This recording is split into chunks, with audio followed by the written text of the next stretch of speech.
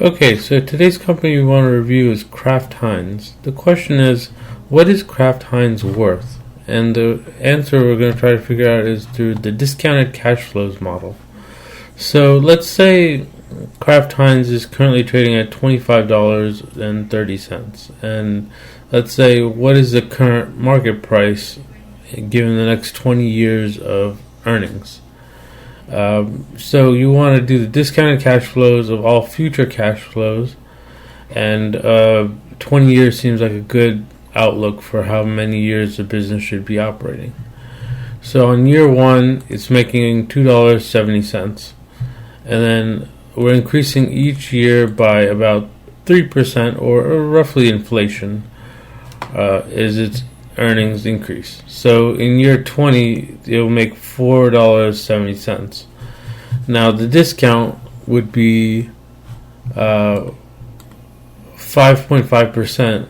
Discounted is my expected rate of return over the 20-year period. So I divide the cash flow, in this case growing by 3%, by the amount of discount, which is 5.5% raised to the year. So each future payment, for instance, in year 20, the $4.70 payment would be today worth $1.62. So you add up all the discounted cash flows, and the sum of the 20 years is $41.48. So the company should be worth $41 today, and it's trading at $25, meaning that there's a deep discount of about $15 available in the company.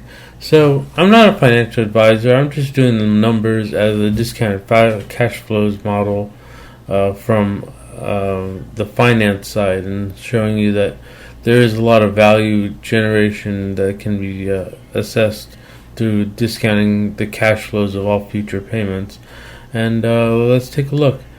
Let's take a look at the company itself. 1 second.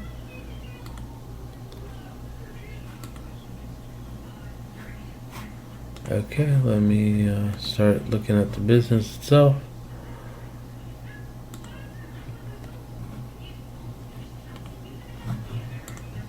Okay, so currently, let's look at the share price. So over the last year, the price has come down significantly.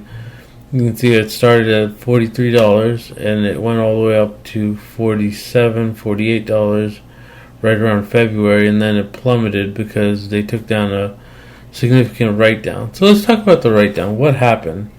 They wrote down around $15 billion worth of goodwill, meaning that the company felt that it no longer had as much intangible value or people's want for the product as they initially thought. And what that means in the long run is the company basically takes a tax loss for what is a non-material or non-actually, basically nothing, no property, plant, or equipment failed or went out of service or went out of business or depreciated. It's just that they felt that their product's brand value had come down a little bit. And the genius part of that is when your brand value comes down and you take a $15 billion write down on that, you get tax incentivized benefits of the difference of what you've written down versus how much tax you have to pay. So basically it's a non-material tax benefit to the company to write down $15 billion worth of losses. After that big point, they came down to around $33 to $32, and as the time goes by, I think they dipped down to 27, and now they're further down to 25. And it seems like a great business to hold if we did our initial analysis and found that through discounted cash flows, the company's worth $41 a share. Now, if it trades at 25, you can see significant upside if you hold the company for a 20-year span. So I think that's a good analysis of Kraft Heinz. Going a little bit deeper, they changed their CEO and the ownership stake. So Berkshire Hathaway owns around 23 to 24% of the company, meaning that those shares don't trade often, meaning they don't impact the market price. And the big price moving in the market is dampened by a company holding a significant portion of the business in its long-term holdings. So it shouldn't impact the price as much. The thing that will come into play is that markets are volatile and markets fluctuate a lot. So as you know, the price can go up, the price can come down, but in the long run, prices come to a it's described as a scale versus a voting machine. So in the present, it's considered a vote, up, down, up, down, up, down. But in the long run, it's weighted as to the value of its discounted cash flows and how much the business is worth intrinsically based on how much money it's able to produce over a long period of time.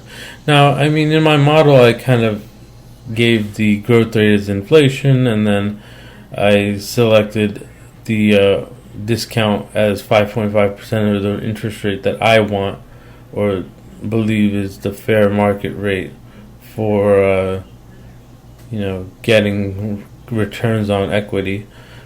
But in the long run, discounting is the main approach to valuations and valuing a business. So we'll see how it turns out. I think the stock currently is fairly cheap, but again, not a financial advisor, not giving any advice, just giving you an outlook on what Kraft Heinz is doing and where it should be going into the future. So hopefully that helps, and hopefully that gives people some insight into Kraft Heinz. Remember to like and subscribe, and